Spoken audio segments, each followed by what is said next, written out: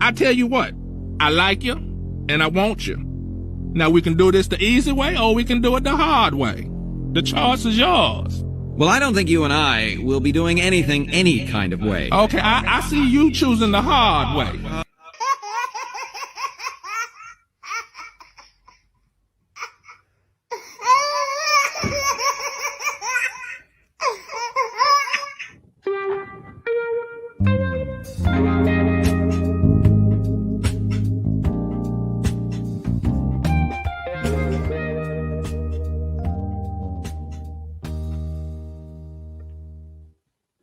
Slow money beat no money, that's for sure. If you ain't riding with me, homie, that's the dough. I know the favor ain't fair, dog, but this I know. Being a broke motherfucker ain't the way to go. Slow money beat no money, that's for sure. If you ain't riding with me, homie, that's the dough. I know the favor ain't fair, dog, but this I know. Being a broke motherfucker ain't the way to go.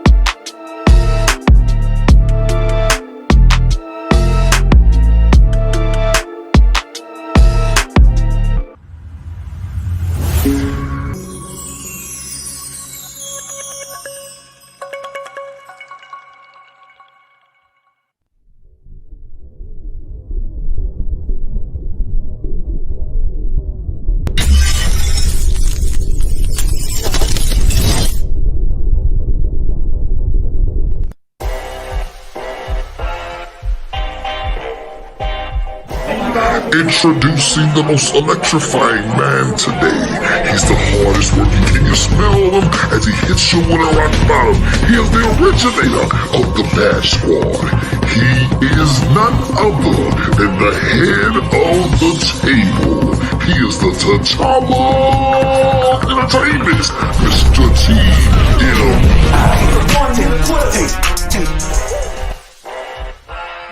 You about to listen to what? The greatest news segment in history.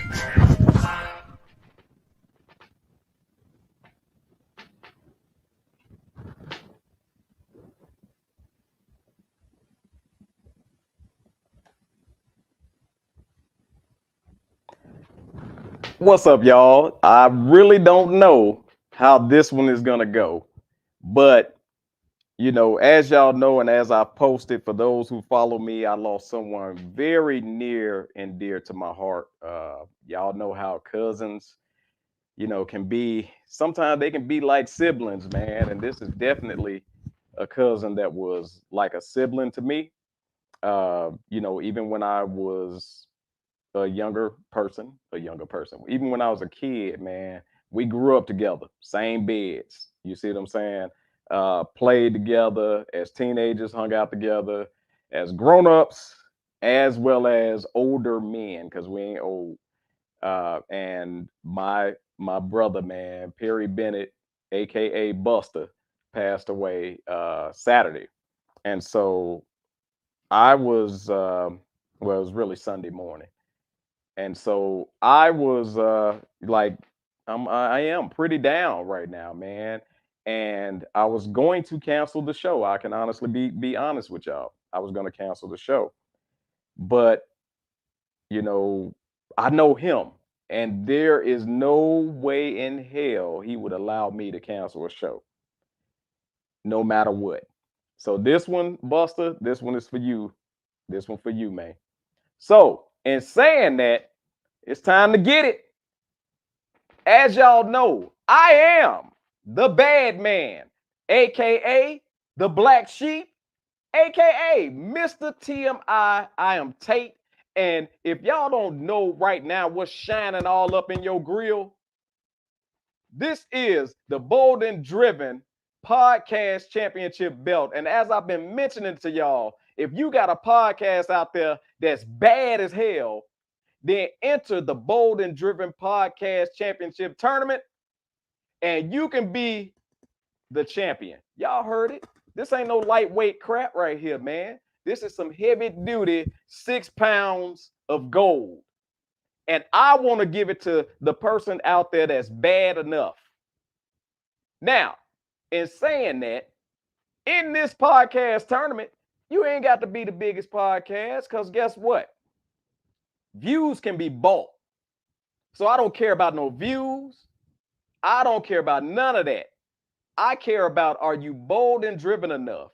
Are you driven enough to produce a championship podcast? And if you are, come June 15th, you'll be able to enroll in the podcast tournament. We're going to give you links and everything that you can do that on. And you can strive to one day be a champion. That's right. Bold and Driven EP Podcast Championship. Now, today, we got a hell of a show. We got none other than director, actor, writer. He does it all, man. My boy, Michael W. Green, will be in the building. Also, we got a hell of a topic, man. We got to figure out, how do you separate real talent from clout chasing people? Because whenever you're in the industry, whether it's on camera, whether it's anything that shines a light on you, you have to be careful, man, because sometimes you get real talented people around you, but then sometimes you get clout chasers around you. And we got to figure out the difference between the two. So Mr. Michael W. Green gonna help me out with that today. And in saying that, man, I got to say what's up to the people. Ain't nothing changed. We got to do it the way Buster would want me to do it, man. For those of y'all out there that been in the chat room, for those of y'all that been down with the bad squad, if you ever saw Perry Bennett, that is who I'm talking about, man. So God bless my brother, man, my cousin. I miss you dearly, man. And that's the first what's up shout out that I want to give is to Perry Bennett. Now, in saying that, the director is behind the scenes. Go ahead and let's do it the way we do it. What's up? What's up? What up? Sponsored by. If you are in need of a private chef, catering, or meal prep services, and you want to spice up your life, just add a touch of olive. A touch of olive will wake up your palate and have your taste buds dancing. If you want a touch of the best when it comes to delicious food, add to your life a touch of class, a touch of taste, a touch of olive.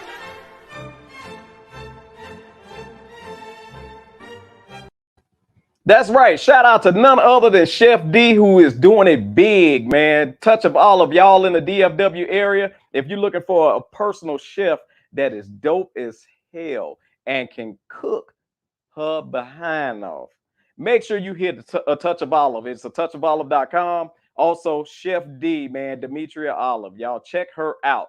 Now, we're going to say what's up to the people, man, because we got to shout the folks out who acknowledge the post. So every week, every Friday, man, I wake y'all up with a what's up post. And for whoever reply back to that post, I send you a shout out on the show. So I want to say what's up to Jeffrey Scott, Lynette Rogers. I hope you are doing very well. That's someone close to me that also lost someone very close to her. Tanya Smith, Cherie Cook, Temp Dimples, JoJo Thomas, Mr. Will Mayer, Terry Nelson, Honeycomb Huncho, Tawanda Latham, Letitia Scott, Randy Butler, Tandra Subaru, Chandra Weekly, Natasha Jones, the director, Jabari Thomas, my boy. Thank you for giving me a call, man, and checking on me. I appreciate that very much. Marionette Bill. That is the Tongue Tie Tate champion. Tongue Tie Tate champion. Carl L. Jones, Corey Caphill, comedian Corey Caphill. Shout out to you, man. You're doing big things. Amorous Alexander, Mr. Red Boy, Raymond Ware, Mr. Dillinger. You almost made me slip and say the word. Demetria Olive, that's Chef D. DeMonico, what's up? That's Mr. C something himself. Teresa Tarpley, Gary Young, and let's see who else we got scrapping around here. I think I got everybody. Tommy D. Wilson Jr., Marcus Grant, Randy Butler, and Ayana Spraggs. What's up? What's up? What's up to all the people out there that represent the bold and driven nation, man? That's right. We got a nation out there. We've been had one, man. Y'all didn't know. So I'm at the point now, man, before I start doing any news, I got to introduce our special guest that is in the building. So, man, I'm going to say actor, writer, director, producer, one of the dopest in Dallas, man. I bring to you none other than the owner, founder of Mike GG Productions, Mr. Michael Green. What's up, Mike? Hey, what's up, brother? What's up, dude? Hey, first of all, you didn't even know that you was going to come on here and I'm going to be styling, woo, and profiling, right? Man, who belt you for, bro? This is the podcast championship belt. So if you know a podcast out there that's dope and that's bad, tell them to enter our podcast tournament, Mike, and they can be the podcast champion. I'm giving this beautiful belt to somebody, whoever earns it out there, whoever got the dopest podcast out there, man. So, hey, refer your folks. June 15th will be the date that we open the enrollment, man. Okay, I got you. Now, in saying that, man, Mike, you've been doing some dope stuff lately, dude. So you just wrapped on a movie that is going to be a must-see. Man, tell us what's up. All right, well, first off, second time I've been on my boy, Mr. TMI, Mr. Tuesday Night, Mr. Tank, Mr. VIP, whatever. Mr. All of it. Mr. All of it. Yeah, man. I appreciate you having me back on the show, brother. We've been grinding, brother. Yes, sir. We've been totally grinding. So the one that you're actually in, Blind Confession, will release worldwide July 5th.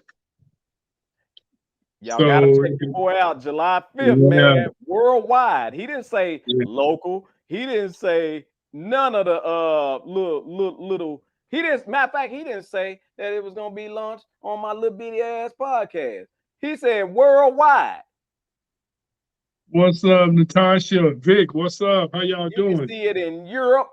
You can see it in Asia, Africa, Afghanistan. Y'all stop fighting over in Russia and stuff, and check out Mike GG Productions movie with me in it for 2 seconds. All right, hey, we're gonna stop this right now. Okay, I know you see 2 G's, but it's I gotta keep GG. It's Mike G, y'all, for everybody that don't know him. But damn it, it's forever in my heart, GG. Yeah. It's only a few of y'all say Mike GG though. You and Lucretia Johnson, LJ. She always say Mike GG. Janine Worm. Okay, yeah, so Blind Confession, this one right here. Yes, sir. Will be out worldwide July 5th.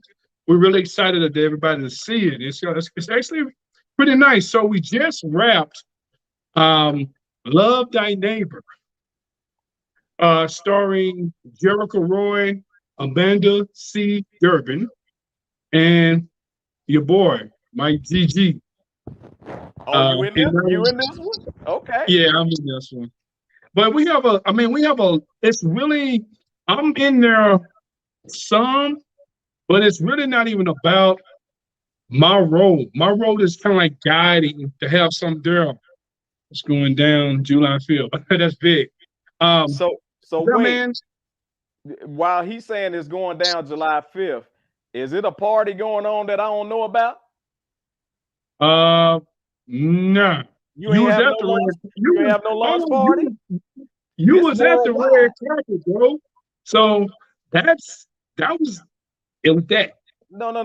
This going worldwide. It got to be a launch party with some dominoes, some cards, or something involved in this, Mike. We did the red carpet. We did the fancy stuff. Now it's time to get the barbecue grill out and celebrate. Man, we gotta find a place that somebody who has a nice backyard or like a cinema room or something, man. I got a hella backyard and a hella room, but I refuse to bite any of you nickel fiddles. There you go. And also Vic on here too, Victor McCowan. He's in this bad boy too. Vic did a great job in Love Thy Neighbor, man. He did his thing, bro. Yeah. Vic, you did your thing, man. We proud of you, brother. Proud of you, Vic. Love Thy Neighbor is about a suburban family living their life, just doing well in life after struggles of coming up, in I guess you could say in poverty, and they met in college. They started, things just started working for them. But then one day, the doorbell rings. And this lady from next door. Who the lady from next door? Who played the lady from next door?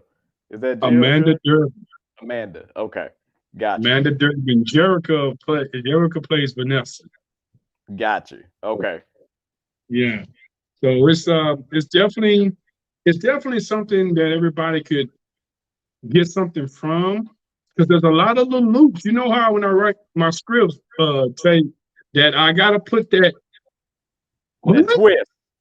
Yeah. So we have I think it's about 3 or 4 of those, but you have to watch because you have to remember what you just watched, just in case something happened later. So that you don't get lost. So, Mike, we talked about this before while you were on here, man. Like, I want tell the people who haven't seen you, man, what motivated you to get started in producing your own films, writing, and all of that?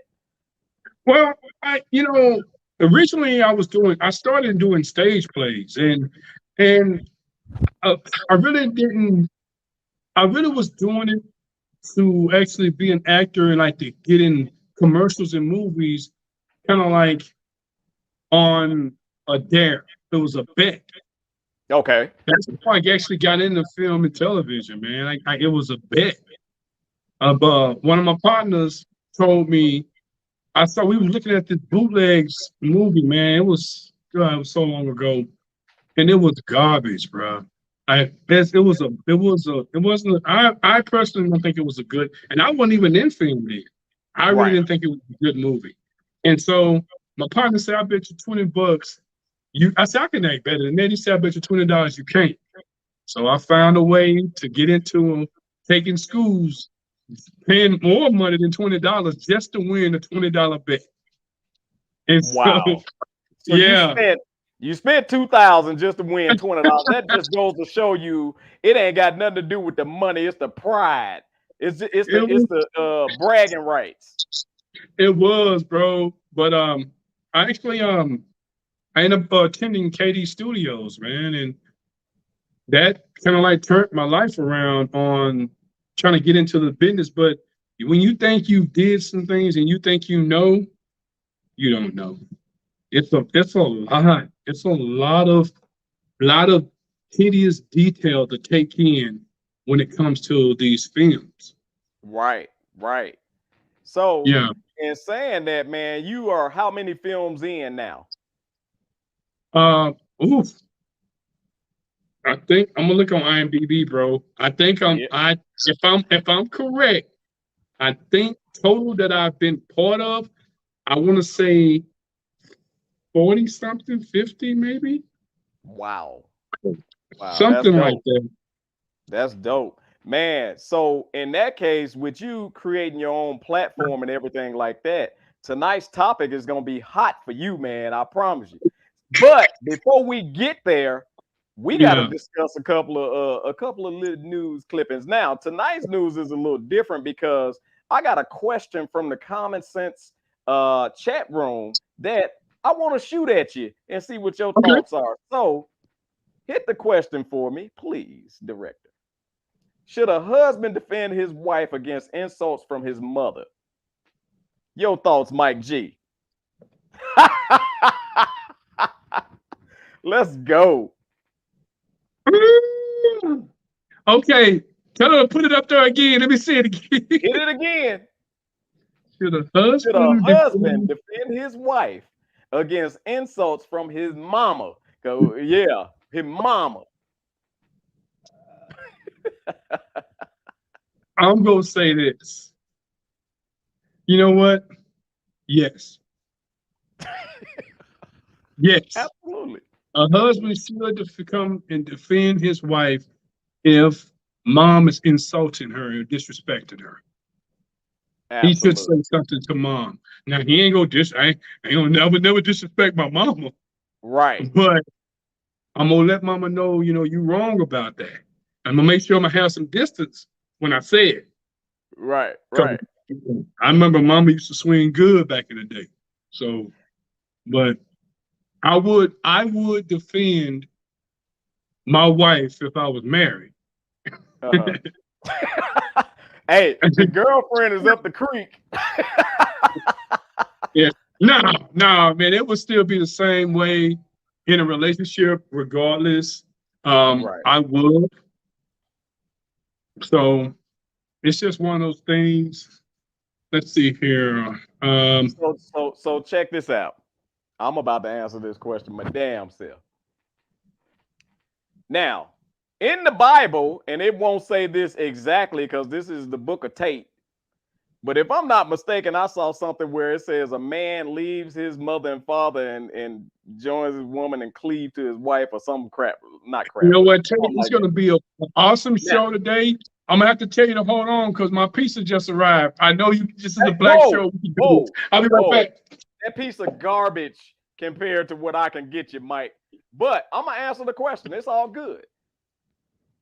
A man should leave his parents and go and cleave to his wife and start their own union. Is that not correct? Now, in saying that, there's nobody because it's a lot of mamas, not my mama, I love you, mom, but it's a lot of mamas out there that don't know how to relinquish the number one woman in the man's life role, in their son's life role. And it's not that they're putting the mother behind or going to diss the mama for the wife. However, some of these mamas don't know how to let their boys be husbands. And so they want to interfere and jump in business that should pertain to the husband and the wife. Then the mama get mad if the wife, which 9 times out of 10 is the wife, to say, yo, this between me and my husband. The mama then want to get mad and say who she thinks she is because the mama still sitting on this queen thing. You sitting on the queen thing, and now you're insulted by something that wasn't insulting. She was just actually telling you to stay in your place. See, that's what mothers, it's a lot of mamas out there forget that there's a place. See, inside of your house, it's only 2 adults that need to be making decisions. And those are the adults that's working and paying the damn bills. And a lot of times you get these mamas who want to run their kids' households. Yes, those are your kids. Yes, they respect you from the standpoint of you being their parent, but they're an adult. And now they have a wife, which they are now responsible for that wife and anything that come along with that, meaning kids. So now they're the head of their household. See, you want to use this mama thing to overpower what the order of a household for a man and woman should be. Give me Victor's comment real quick, and then give me LaMonica's comment as well. And Vic says, now if my future wife being hella disrespectful and my mama clap back, then I ain't saying nada. Now, I agree, because let me explain something to you. First and foremost, that future wife need to know you don't never disrespect my mama. I'm not gonna let my mama disrespect you, but I don't ever want you to disrespect my mama. If you got a problem with my mother, you bring it to me, and then I will take it to my mama. Because guess what? Although I respect my mama, I ain't got a whooping in a long damn time. I'll never stand up and challenge her. However, I will tell her when she's right or wrong when it comes to my situation. See, Right. a lot of these mamas don't know how to sit their ass down. And that be the problem a lot of times in marriages when the man have to, when the man is scared to tell his mama, you got to sit down, mama, this is between me and my wife. So I believe that the mama ain't gonna disrespect if the man husband put it in that place right then and there. Mama, this is my wife. This is my family. I got to take care of this first. Then I can help you out. It's not putting you on the back burner or anything, but on the real, flip it on them and say, how would you feel if grandma got into you and dad's business?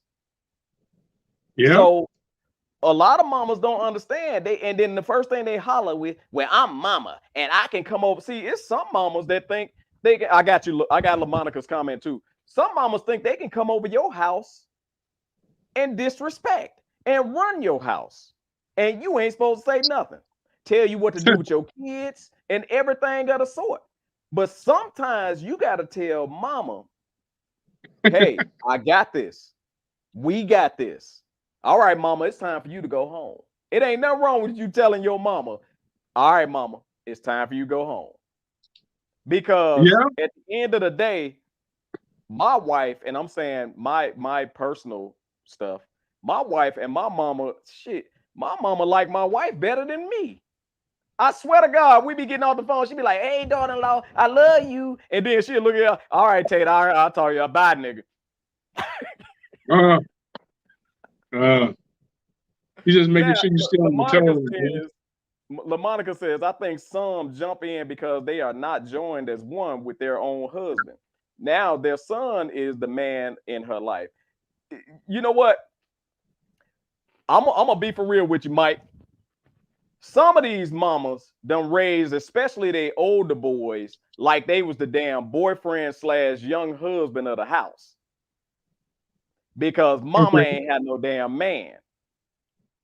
So with her looking at him and depending on him for a lot of stuff, now that he moves on and has his own family, mama have a hard time letting it go. She does. Says, Tate, the place in the Bible where man leaves mother and father and sticks to his wife. Thank you, bruh. Because Tate ain't gonna find it. I ain't gonna lie, I'm not a Bible scholar, y'all. But I thank you, and I'm gonna go read that so I can quote it right. Thank you, BGZ. I appreciate that. So, Mike, that's my feeling on that, bruh. When it come to should a man, put that question back up there because my OLD is hitting hard right now. Should a man what say? Look, Natasha's sleepy too, so she a little delayed. Should a husband defend his wife? Should a husband defend his wife against insults from his mother? Let me tell y'all something. A husband should defend his wife against insults from anybody. Yeah. Anybody. I don't give a damn if it's her family, her mama, her dad, whoever want to come at your wife. You need to be standing guard to say, yo, I don't know how y'all get down, but you're not going to say all this about my wife in front of me. Facts. That's called protection, fellas.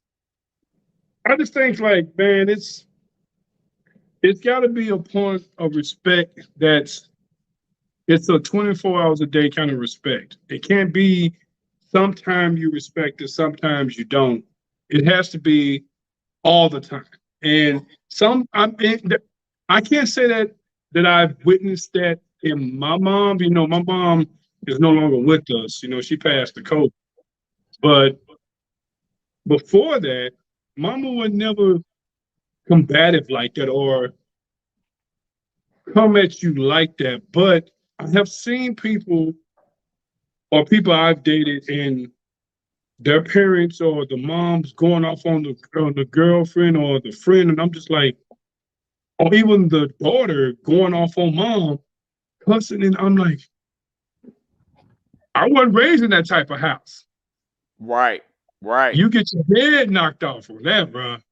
Right. So, I just think it should be a 24, it should be all the time respect when it comes to, respect should be 24/7. Yeah. That's what, So, just like that. so in saying that, Natasha put up something where it says he stepped into a new role in his life, and the mom should do the same. That's hard for a lot of mamas, and we're specifically saying mamas right now. So anybody want to say daddy do it too? I'm not talking about daddies right now. I'm talking about mamas. Damn it! Now, in saying that, some mamas make their kids their entire world. That's their entire world. And when those kids grow up and they gone on to their world, the moms don't know what to do with their damn self. And I'll be honest. Young in my kids' life, when they were younger, I saw my wife being so absorbed by the kids. I had to tell her, you got to find something for you, because when they gone, you're not going to be able to figure out what the hell you want to do with yourself. Don't make these kids your entire life. Right. And I'm glad that she took that advice, because now my son is 17. He got one more year. My daughter is about to be 21. They'll be doing their own thing real soon. You cannot make your kids your entire world. Them little things grow up and they're gone. And it's fine. And I just appreciate, and it's this simple, Mike. I appreciate my mother for being able to let her kids go. Right. You raised us. You did a great job. Now it's time for us to implement what you have taught us. Says Tate. Gregorio says Tate, as the son husband, he must defend his wife because the woman he loves has been insulted. Absolutely. It's as simple as that. You stand up, period. Mamas or not. I don't give a damn who it is. Because first of all, the same way I'm not going to let you talk crazy to my mama, because there's some women out here that try to fight for their spot. Any female in the man life, you want to battle them just to prove you number one. A real wife ain't got to do that. She knows. No. She already knows. It's already solidified. Absolutely. But for those who be trying to fight them up, let me tell you something. If you got a man that's sitting back while you and his mama are arguing, fussing, and damn near fighting, you need to get you another man, because that ain't no damn man. Ain't no damn man gonna stand there. First of all, we don't like to hear all that shit anyway. Don't at all. So we gonna put a clamp to it anyway. But you damn sure not finna go word for word with mama, and mama ain't finna disrespect you. So if that man is sitting there while you're having to battle his mama, get you a new man. Annul the marriage immediately. I don't give a damn. Y'all been married 12 years. B. Jeezy said, I think how the mom treats the son wife is how she will treat their marriage. Yeah. If she disrespect the mom's wife, if she disrespect her son's wife, she is definitely not going to respect the marriage at all. Hey, read that one Brenda just put up, bro. Nana says parents are supposed to raise children to be independent, not dependent. And you're so right about that. And once again, parents are supposed to raise the kids to be strong. And if you don't raise some weak ass son that won't even stand up to you when you're wrong, I'm sorry, I'm being for real. Then you put a punk out here on this earth.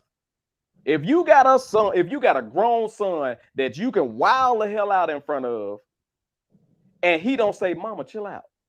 Mama, I got it. If you got a son that won't do that, you got a punk out here. You put a punk out here. So in saying that, we're going to move on, because I'm interested in knowing about the daggone topic. However, I think I got one more. I just can't remember it. So that's why I depend on the director to Mike, check this out. And y'all, I've held this for a couple of weeks. Mike, I want to play a video, and I really want your opinion on this video. So, in saying that, director, don't worry about it. I got it, y'all. This video is about 3 minutes, but y'all check it out, and we're gonna come back and talk about it. Do you want the car or not? Do you want the car or not? Do you want the car or not? Are you serious? Come on outside. Check out your brand new car. Yeah. Man, look, come follow me right quick. Well, follow us. You know what I mean? Well, what my man did for you, Dave, was actually got your brand new Audi. Bought you a brand new car, you know what I'm saying? For holding it down. You know, I bought this out of love for you, you know what I'm saying? That is right here. Nice. Look at the color, look at the shine on this thing. Got you the S-Line. Yeah, the S-Line on that thing. You got the LED daytime running lights. You hear this, man? Come on now. Back up sensors, front sensors, everything. Don't worry about that. I promise we're gonna wash. We're gonna wash the car, man. You're not gonna jump in the dirty car. Come on now. Check out the inside. Yeah. Get in that thing. You like it? How it fit? You like it? It's small. There you go, bro. What's wrong with the car, bro? What you say? Man, my friends can't even much fit up in here. Come on, bro. You want about you and your friend? I bought this for you, man. This is for you, bro. There's a roof right there. What you talking about? You can give me like the Q5. They got the moon roof. I can see that one. Man, look, man. You want about everything that's around you. Look what's in front of you, dog. They spent almost $30K on this car. Come on, man. You can't even say thank you. You just gonna say the complaining. Like, come on, now. It's an 18. Aren't you in a 22? Don't worry about what I'm in, baby. Everything you see me with, I work hard for. That's for you, man. Look, we ain't at least, bro. It's for me. That's for you. Everything for you. What my name is? That shit go with the name and stuff like that, dog. Your name. All right, so that's cool, but the car is for you, though. The car is for you. It could be in my name, but the car is for you. All right, that don't matter. At least I bought you a car. You talking about famous people? They rich. They can afford that. You act like you famous. Man, look, man. You want about all the wrong. You want about all the wrong things, dog. You grateful, son. You serious right now, dog? You really serious? You not even gonna honk the horn or nothing to see how it sound or nothing. You want about it dirty. They ain't got no dent. It's a brand new car. What is you talking about? This guy acting like she really that bougie, dog. You serious right now? Man, no, bro. You got, man, no, son. Dog, but the car is for you. You want about if it's your name or not. You want about if it's dirty or not. And no, they gonna fix that shit. Huh? Till man they come, and then you gonna take it from me? Man, I ain't even like that, man. You serious right now? So look, answer this question. You don't want the car? Do you want the car or not? Do you want the car or not? Do you want the car or not? Do you want the car or not? Are you serious? Bro, say, brother. Anyway, I get my refund or anything like that back, bro. Like a couple dollars or something back, bro. Unfortunately, man, it's not dealers. We don't have a refund policy. Man, look, my birthday coming up anyway, so it's still a nice go. Still a nice go. Are you serious right now, son? I just spent all that money. Now. I just got pissed off all over again. Now, okay, so Mike, you work hard, right? And I don't give a damn if you're a millionaire. Right. You get somebody a car. I don't give a damn what kind of car it is. You get somebody a car that don't have a freaking car. And they act ungrateful. Now, I'm going to say this. I forgot what famous person this is. I don't remember the relationship between the two. It could be man and woman. It could be sister. I cannot remember, but I'm coming from it from this perspective, Mike. Mike, you buy them a new car and they act unappreciative like that. What is your action, Mike? Well, first off, my conversation would have been that damn long. It wouldn't have been that damn long. Right. You don't have a ride. You don't even have a bicycle. I go and spend my money to get you a ride, and you're ungrateful because it wasn't the ride that you told yourself you was going to get yourself, but you don't have the money to get it yourself. So I would have said, are we keeping cuss on here? You damn right. I've been cussing the whole show. Okay, well, I would have said, fuck you. Walk home. Oh. That's So it, bro. I mean, you come on, dog. You ain't a lot of us. When someone's blessed to buy you a car, when someone's blessed to buy you a car, you don't critique it where it ain't the kind of car that you. If I bought it myself, it ain't the kind of car that I would have bought myself. right. You didn't buy it yourself, You didn't buy it yourself. man. I would have told. I would say. I would have told you. I said you. I would have said you're very ungrateful. Walk on. Michael He W. didn't put it in her name. But hold on. One of the things she said that's kind of crazy because she said, "Oh, it's in your name. So if you get mad at me, you go take the car back." So you went there off the top. You were already negative from the beginning. Mike, let me tell you something, man. I'm about to tell y'all a quick little story. I bought my first car. I believe it had to be in 93. But my first car was an 85 and a half Ford Escort hatchback. 85 and a half. I didn't have the $1,000, which seemed like $30,000 at the time. So I had to get a car note for 10 months for $111.09. At the time, $111.09 seemed like $400. I asked my daddy because I needed a cosigner. He said, I will not cosign for this car for you. I now understand why he won't cosign for shit, but that's a different story. Now, in saying that, Mike, when I first drove the car off the lot, I hit a bump and popped the wheel joint out the wheel and stranded the car on the curb when I first drove it off the lot. Got that fixed. Me and my homies was riding in the hatchback. We at the gas station. We see some girls we like. We like, hey, can we follow y'all? They say, come on. They pull off. I go to pull off, and the engine blew up and smoked up the whole block. Now I'm saying that because somebody decided to get this ungrateful heifer who apparently don't have a car, not a $500 car, not, you know how we get a $1,500 car. Yeah. Not a $19,999 car, which were brand new cars at the time. That's why I brought that amount up. But a $30,000 Audi. Now, y'all know Audi ain't no punk brand. It is not. If anything go wrong on that, that is a very expensive repair. Now, in saying that, it was 2018, right? We all know 2018 wasn't that damn long ago, so it got all the amenities in that car. It ain't too much now. It ain't for 18 to 22. It ain't too much that's gonna be different. You're gonna have a rear backup camera. You're gonna have all that. And from the looks of it, it didn't have no damn miles on it. It looked like just one of those new cars that, okay, we got New Year's and it sat here and nobody bought it or whatever. He paid cash, from what I understand, because he asked for his money back. He asked for his money back, right? Now, here's what I want to bring up. It's a lot of these damn celebrity family members that think they the goddamn celebrity and think they supposed to live the life of a celebrity just because you related to one. Bullshit.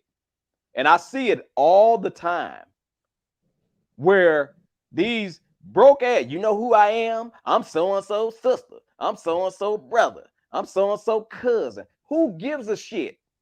Nobody. You just happen to be born in a family where somebody actually made it successful. And I ain't gonna say made it successfully that way. They on camera.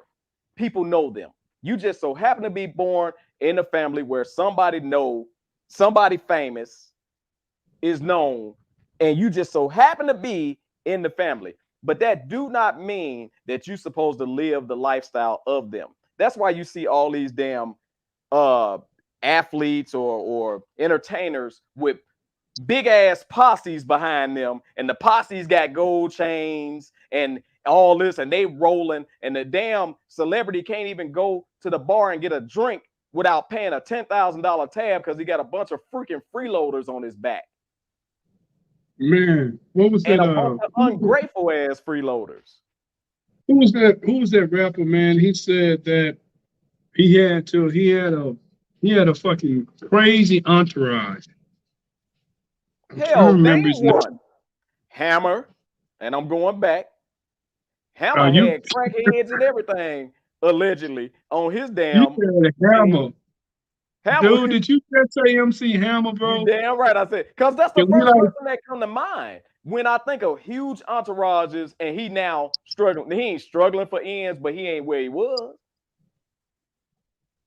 No, he definitely not the same person he was. Well, he said on one of his interviews, he said, you know what I had to do is I had to weed out the people, because like it's a lot of people go jump on the train when it's rolling. Right. They always go jump on the train when it's rolling, or when the car's rolling, the limo, let the gas run out and see who help you push. You know what I'm saying? A lot of those cats, they there to get what they can while they can. But then when you weed them out, you never even see them. They don't talk to them no more. They don't say nothing to them. They think, and then it always, he got big headed. Like he forget where he come from. No, he remember where he come from. Mike. That's just it's not around you anymore.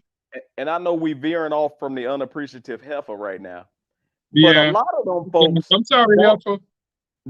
A lot of them folks don't even remember all of the people, or didn't even know all of the people that was traveling with them in their entourage, because they said it was first 5, then it was 10, then it was 20, then it was 30. You don't know no 30 damn people that travel with you like that damn close. Kevin Gates, that's who it was. Okay. Kevin Gates, that's who it was, said that. All right, let's get it, Vic. Vic said, I actually bought my ex-wife a car when we first got married, and she acts so ungrateful. So I took it and sold it the same day. That's exactly what should have fucking happened, because we ain't no damn celebrities. We got to work for our dollar. And when we go sign a contract for a car, brand new, a car or anything, we got to continue to pay for this. And you gonna act ungrateful when somebody gets you something brand new, and you can see that heifer was walking. Look at her feet with them raggedy ass sandals she had on. I know I'm petty for viewing the lady. I don't get it, bro. I don't get ungrateful people. Like, I'm gonna say this. Us as humans, sometimes we get selfish and we don't really know we're being selfish. Right. You may be doing some bullshit, but you don't know it's perceived as being selfish or ungrateful. Sometimes it's like that, and then you have to sometimes check yourself, like, okay, well, maybe I was being a little selfish, But in that case with her, like, she had multiple times to say, you know what, babe, you got me a car, thank you. Me and my girls turning up tonight, or whatever she was saying. She said her and her girls can't ride together, or there's something in there. Well, here's the thing. I'll be honest. I not too long ago bought a new car for my wife. And I'm gonna say this. It's not the car that she would have wanted, even though my wife is the type that she don't know what car she wants. But I told her, I said, with our son stretching out to be 7 feet damn tall, it seems like we need a mid-size SUV. She likes to drive small cars. I'm like, yo, if we get in a new car, and I say we, but basically she's the driver. I don't drive the new car unless we travel as a family. So okay, if this is gonna be your car, we got to get something big, because this boy feet gonna be all in the back of our damn head while we trying to drive. So she wouldn't have it. But when I went out and she said, baby, and I know this is kind of, whatever, but she said, baby, you whatever you get, I'm gonna appreciate that. Whatever you get, I appreciate it, because damn it, we ain't got no new car right now. And this who, I'm sorry, but if she's that far into cars like that, which typically a lot of women, you got some women that's deep into cars, but not like that. Not like, well, this a 18 and I want a 22 and this got a moon roof and this got this. If she that picky about everything. This wench won't eat a hot dog unless it's Oscar Mayer 9 times out of 10. So, well, he probably have seen some signs before. That's what I'm saying. Like, yeah. I'm sure he done got her a simpler gift. And she, well, this only 1 carat. I want 2. This only this ain't even the white gold. This white gold, this ain't platinum. She that type of heifer.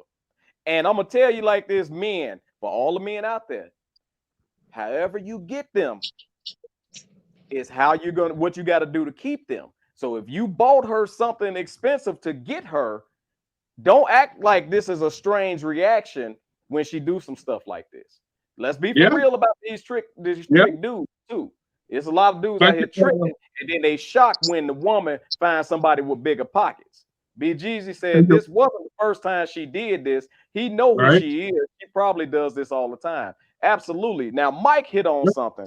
Mike, you hit on something when we were talking about entourages. And you said, man, you know, how do you weed them out? Right.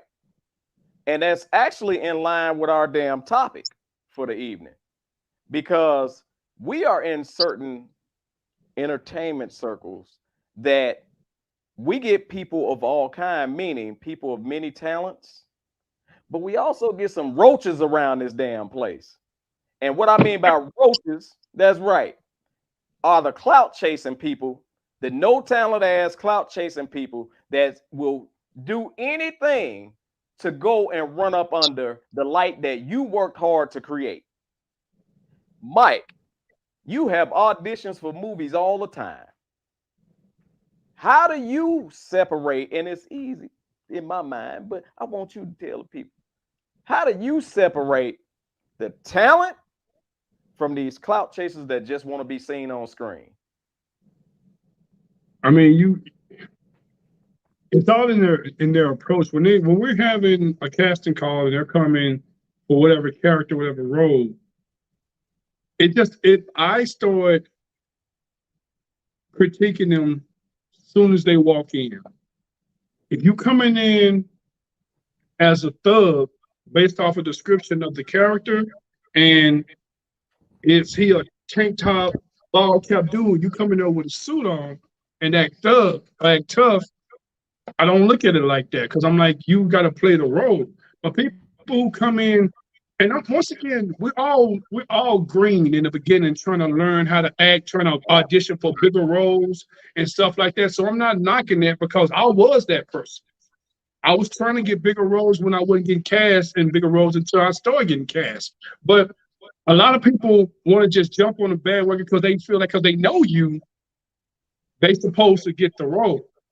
Right.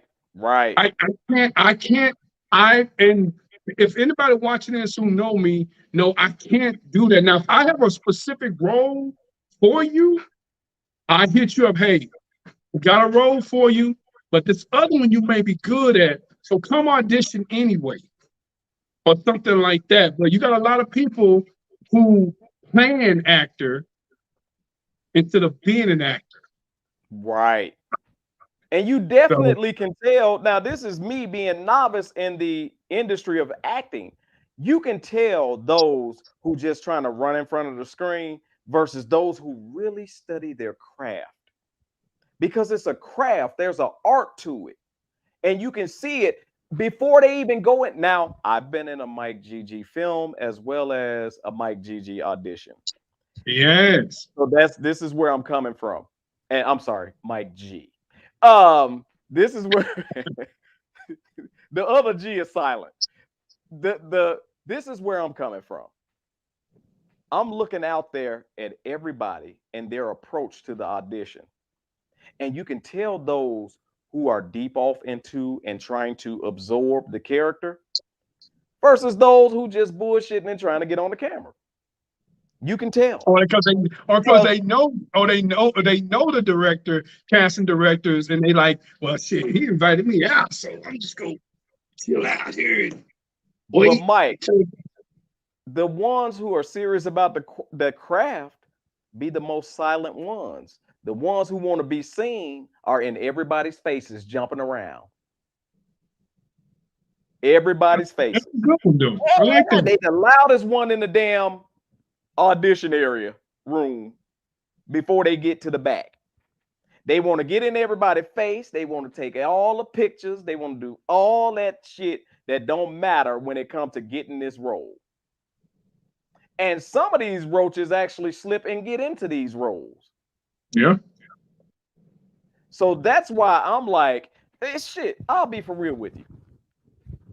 I've been in this podcasting game now for approximately 7 to 8 years, radio podcasting, which is why you damn right I got the credentials to create this championship to give to the baddest podcast out there. Just showing that little plug right there. Now, in saying that, you're right. At the beginning, you don't know. At the beginning, you don't know because you're novice and you actually thinking that people are being genuine with you. However, some of these roaches will use anything to get into your house. Example, and I'll put it out there. Everybody know I love my family and love my wife. That's their first approach. Oh, I seen your wife. I love her. Get the hell out of here. You don't know her. You don't know her. You don't love her. Go on about your business. You're just trying to get that crack in the door so that you can get whatever you can. And I call them brand leeches, Mike. Brand leeches. Oh, yeah. They attach themselves to a large brand, suck the blood and resources out that brand, only to move on to another brand to do the same damn thing. Brand leeches. So in saying that, now that I've matured in the game, my tolerance for bull crap, fake love, and phony people is 0 to none. 0 to none. And I can spot the bastards from a mile away. And unfortunately, for those who are just getting into any type of industry that causes to have to be involved with anybody else in front of any camera or anything, it's hard for me to tell you how to identify these folks. Because some of us actually come into the game and think that people think and feel like us. Like, look, I'm in this honestly, genuinely, and I'm just trying to be successful. Everybody ain't like that. Everybody ain't like that. In the game, man, like when people come and audition for a 1 hour pro, we about to have another casting call for 2 movies. But when people come and audition, man, and I tell them like when it's mental, because before you get there, you're in your head like, yeah, I'm gonna go and do this, I'm gonna do this. You get the sides, you out there in front of everybody. Some people go to the corner, like me.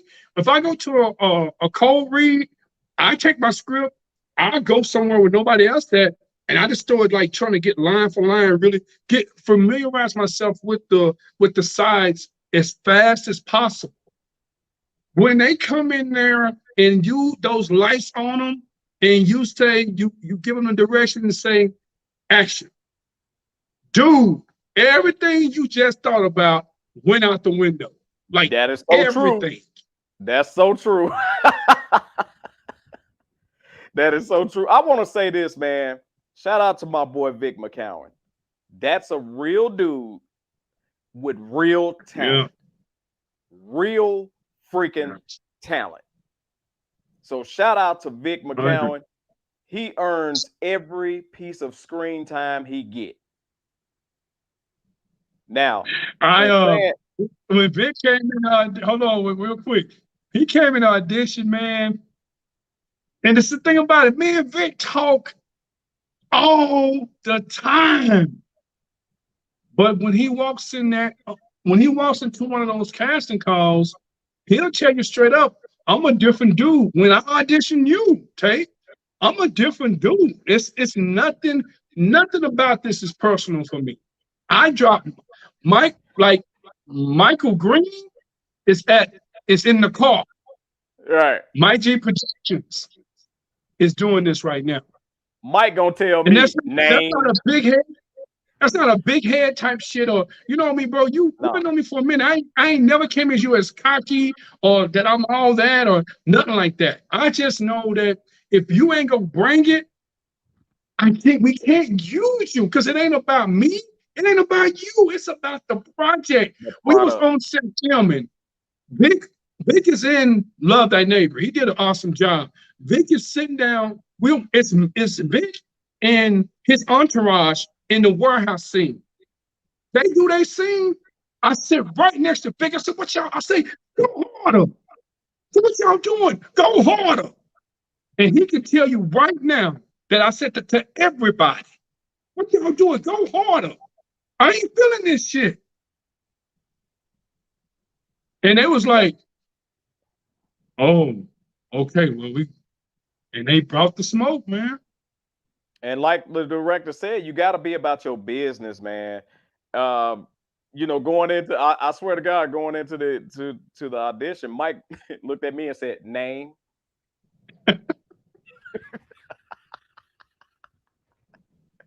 I don't know you. Name. And at the end of the day, it don't be Mr. TMI that come into that audition. That be Tate. I'm a rookie at it. I let them know. I'm nervous as hell. I know ain't nothing promised, and I gotta go get it if I want it. And I give so much clout and shout out to the people, and I really saw, man, at Love Thy Neighbor audition, I saw some people with talent that was really about their business. Really about their business. And I'm gonna tell you like this: I didn't see no clout chasers there, in my opinion.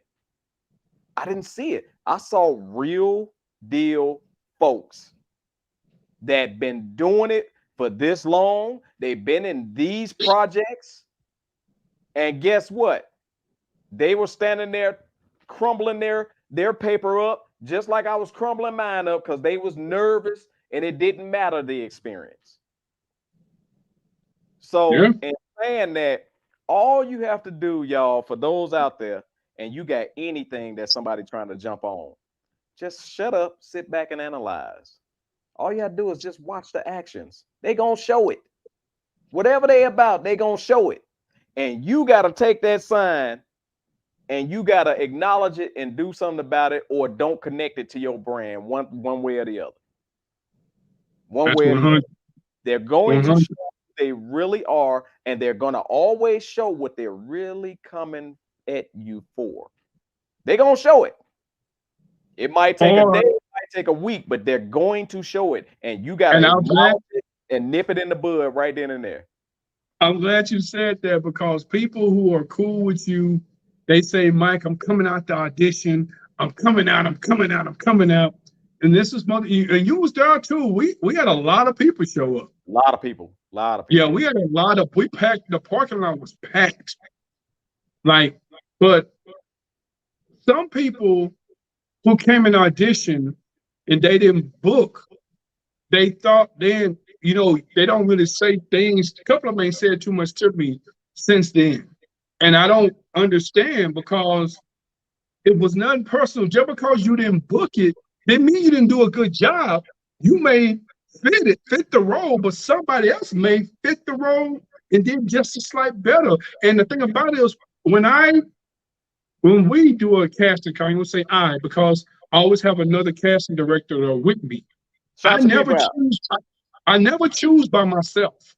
Right. Never. It's always, I respect whatever my other casting director say because he's there, he sees something different than I see. It took us a while to get the cast together because we were like, I don't know. And I went back and forth with Vic because I was going to pick somebody else. So we had to sit down and reflect on, okay, can Vic bring this character to life? Because he had the look. Now he had this Where's Waldo type shirt on. I don't know where the hell he got that shirt from, but he had this Where's Waldo. I was wondering, Vic, what the hell was that? He gonna probably say something on that statement. I don't know Yeah, where yeah. they got that shirt from, bro. But you see, I had to take the shirt out the equation and just look at him and not look at the shirt. Right. But being Vic is, I call Vic brother. I've been knowing Vic for years. It's not personal. It's never personal. If you, I'll go audition for people. I'll do video submissions all the time for big brand names, and I don't book. If I mean, Right. some I do. But I don't book. If I don't book, we keep moving. Said Oh, Tate, Georgia, I'm not in the business for those brand leeches coming, but the brand leeches come in all forms. They want what you got, and we'll do whatever they can to bleed you dry. I call them pretenders. Absolutely. It don't have for to real. be in the entertainment industry. There's brand leeches. Dude, if somebody see you got an idea, you better watch out. You better watch out, because them son of a guns will come and get you. They'll pretend. Go ahead. Stop telling everybody your ideas for your movies. So if they do a movie and you never told them, you can't say they stole your shit.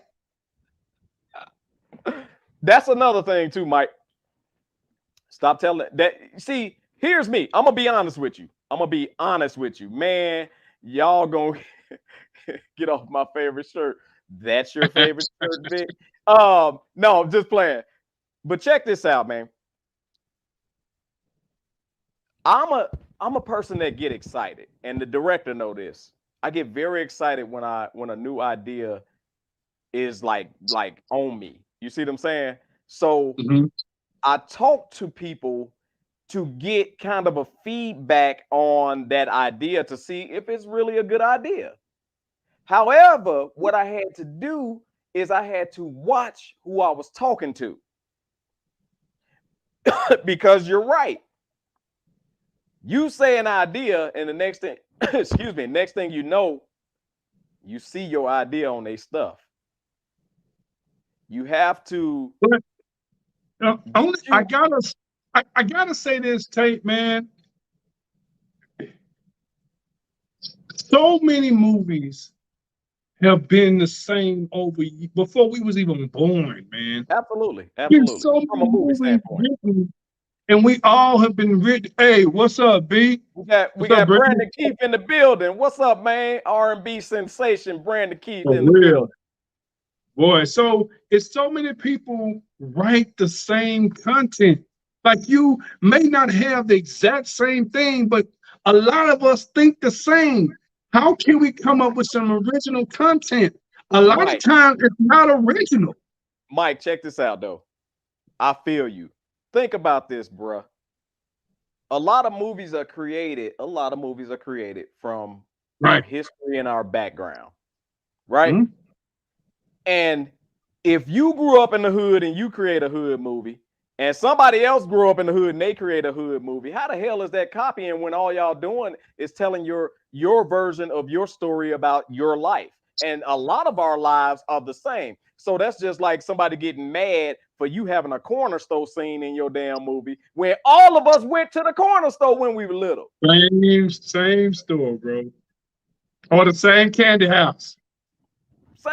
If somebody say, I'm gonna put Grandma Candy House in my movie, everybody grandma had a damn candy house. Everybody grandma had a candy house. I'm gonna get some old school snowballs and put them in my movie, and then somebody else got old school snowballs and you mad. That ain't original.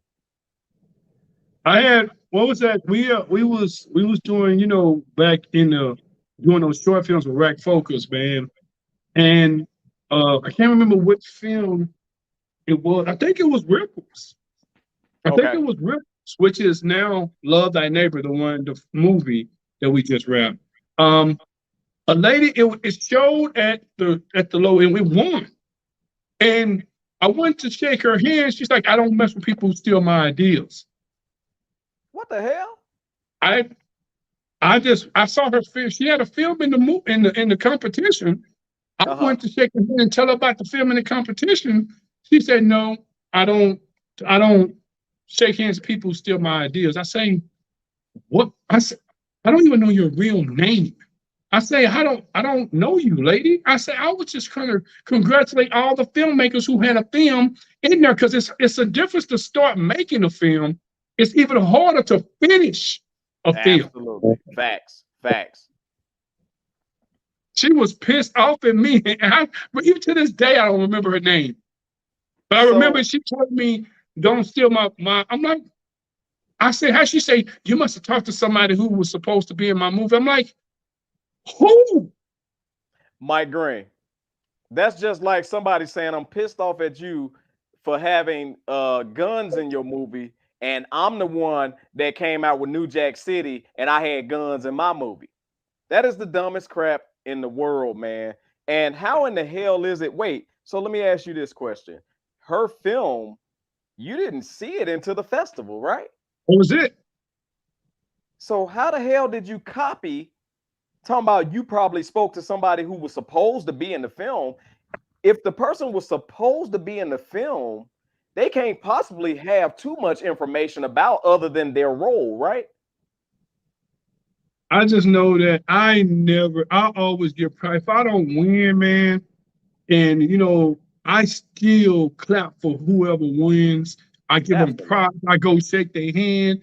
I may be now I get in the car, I may be a little salty in the car. Right. But I still go over there and I will say, hey, congratulations. It was a good film, or blah, blah, blah, blah, blah. But I never piss on nobody, bro. I'm not built that way. Now, a lot of people may not like me for whatever reason. And I'm okay with that. I'm okay with that. You don't fuck with me, I don't fuck with you. It is what it is. But I'm never salty. If somebody does a good film, if somebody asks me about a film director who's doing stuff in the industry, I'm gonna say, yeah, man, yeah, shit, they doing it.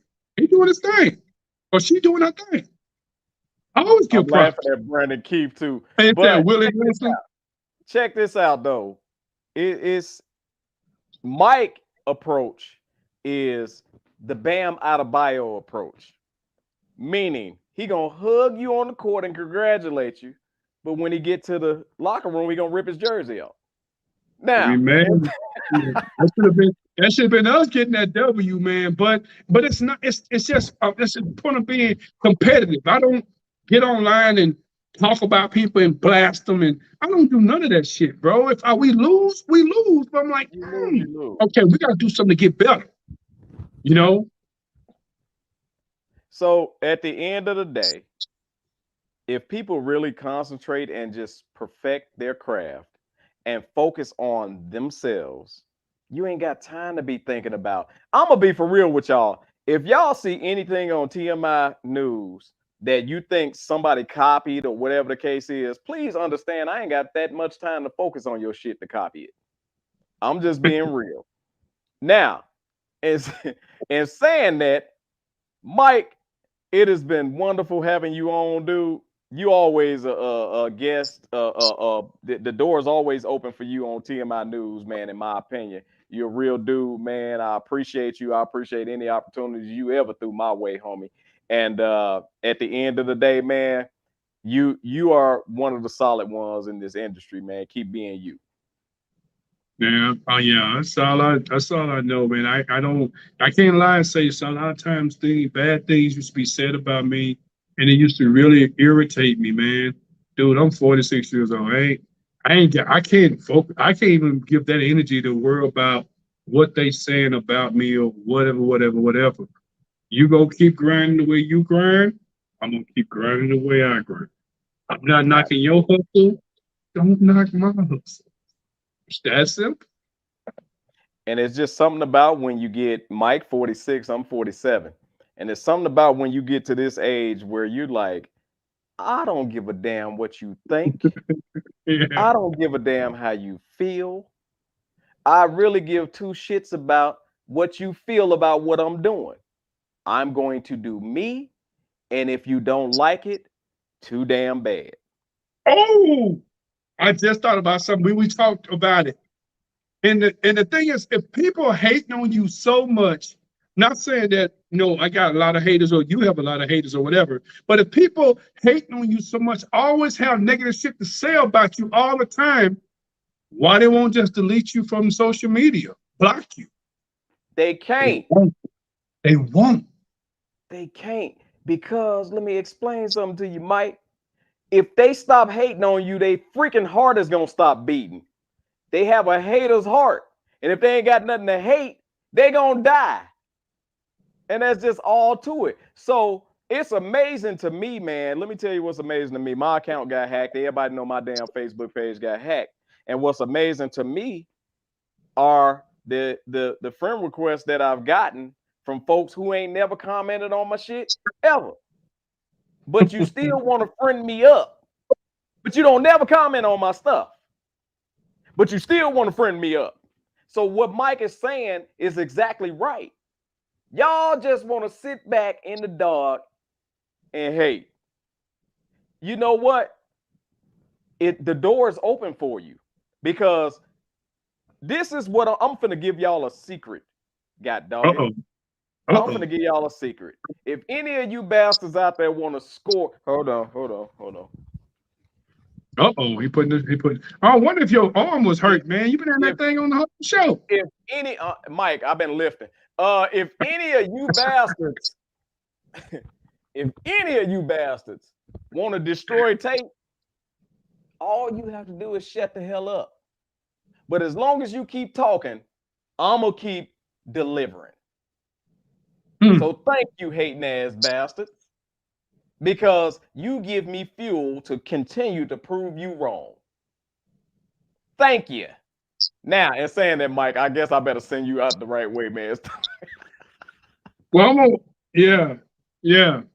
Okay, let's just finish it up. We gotta send us out on a positive note. But everybody know I got a chip on my shoulder bigger than the championship right here. So, in saying that, Mike, my man, anytime you got something coming out, bruh, send me the clip. We gonna play it and come on to the show. You're open. You're a guest. I'm gonna put something together too, man. I got an idea. I'm gonna run some shit by you real soon, bro. Let's do it. As you can see, Bold and Driven EP, we ain't playing with him. Brandon, I saw your comment. Brandon said he out of school now, so he about to start throwing down. Y'all better get ready for Mr. Brandon Keith. Now, in saying that, appreciate all of y'all for joining. We are not going to do a tongue-tie tape tonight. Y'all please excuse me, because my mood is a bit somber. Once again, I told y'all that I lost somebody very close to me, man. Very close. And this was not a cousin. This was a brother. This was somebody that I talked to at least 3 times a week. At least. This was somebody who, if we ain't had nothing to talk about, we would just get on the phone, the video phone, and roast each other. Real dudes know what the hell I'm talking about. Where y'all ain't talking about nothing. You just on there and y'all just get to roasting each other. And we talking about for hours. This is the person that when we want to have manly conversations, me and him get on the phone, man, and we talk. And that's what black men need. We need that person, or we need that platform to be able to get these stresses of life off of us. And that was my person, man. When I tell y'all, from a baby all the way up into a 47-year-old man, this was probably the closest male for that period, for that amount of time, to me ever, other than my brother, who passed away when I was 21 years old. And at the time when my brother passed away, he stepped in and became that brother, that big brother, that guardian. That, I mean, he was just, everybody had that person in their life, I hope, that just won't let you do wrong. They don't care what they doing, but they gonna make sure, hey, no, you don't do that. You got other things you doing. So, man, I appreciate my cousin Perry Bennett, aka Buster. I remember my last words to him at my mom's celebration party was, "I love you, Big Bus. Go ahead, get well so we can kick it." And this was very unexpected. He was sick. But by all means, I was not expecting for him to pass this quick. So what I want to tell everybody out there is your loved ones, man, y'all stop the bullshit and the drama. And y'all put that to the side, man. Life is too short. And I'm so glad I got to see him, and so glad I got to hug him and tell him I love him. And so glad, even when I did not know that was the final time that I would be seeing him. So y'all put the bullshit down, the hate, especially when it comes to family members. The always wanting to see family members fail, you know, never uplifting. Please, by all means, cut it out. Life is too short. Too short. Never did I think, and I'm gonna say this, Mike G, never did he think his mom would pass during the COVID period. You just never know. So any point, any time that you get with your loved ones, man, anytime, and loved ones could be friends, co-workers, or whoever, put the bullshit down and love on somebody, man. Because you never know when gonna be the last time. Say one quick thing. Like you said, you just like, first off, my condolences to, you know, your boy, your brother and his family, for you and your family, whatever grief you're going through, man, you know. But something you said, like, you happy that you got a chance to hug him and tell him you love him. My mom passed July 31st, 2020. Her birthday was the 19th. So my sister was having a birthday gathering for her on that Sunday, which I have to work in the ER. Right. The week before, the Saturday, I was like, my daughter was here for the summer. I say, let's go have Granny's birthday a week early because I wouldn't be able to see her the next week. Right. We went to the Cowboys. We went to the Star with our Cowboy stuff on, told her happy birthday and all that on video. Went to the store, got a cards, put money in the cards. You know, they love money. And then we took her 2 birthday cakes. And we went over there and us 3 had her birthday, us 3 together. I did not know that was going to be the last time I saw my mom alive. Man. But some told me to go ahead and do it. Right. So you never know, man. And in saying that, man, I gotta say for my cousin that I knew this, but I didn't know the severity. My cousin, and I gotta say it this way, he escaped out the hospital the day of my mom's party because he said there's no way he is going to miss this. No way. And that was his message to us saying, yo, this might be my last one. We didn't know it. But look at how that happened. He escaped, had the hospital band on, Mike, and everything. And I said, bro, man, dude, come on, man. Come on, man. You got to go heal, man. This party, you know, folks, you know, I'm kind of playing it like that. Man, you got to go rest because he was tired and everything, sweating. We didn't know, but I'm glad it happened. Shout out to my sister who put that entire thing together. We were celebrating my mom surviving cancer. So we actually, in that party, got people who hadn't talked to each other for years back together. Like cousins and uncles and aunts who had been battling. And that one party got us back together. I want to say this real quick and then we're going to go. Right. For my black people, man, we got to start our family reunions, our parties, our Sunday dinners. We got to get back to that. We're losing that part of us.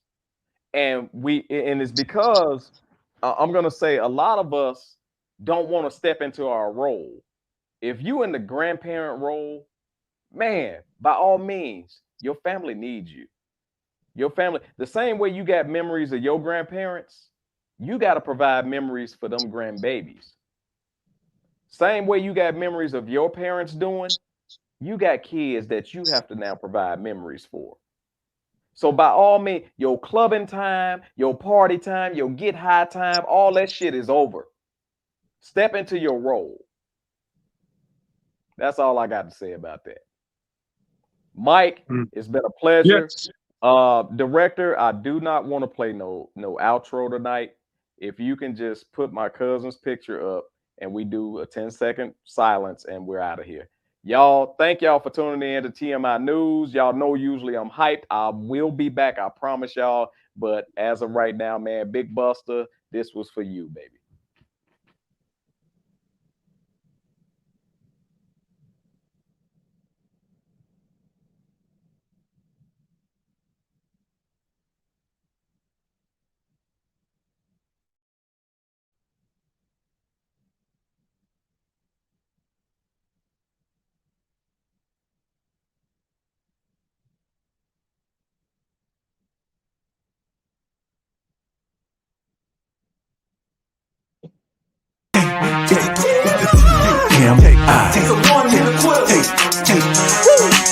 This TMI will take, you never know how he coming. Grab a hold of your seats, he's about to start gunning. He'll talk about anything, he don't care. There you go again. Man, we can't take him nowhere. You ain't seen his memes, you ain't seen his post. The bad man, the black sheep, the host that does the most. This dude is on it, you gotta check him out. It's TMI will take you ready for the knockout.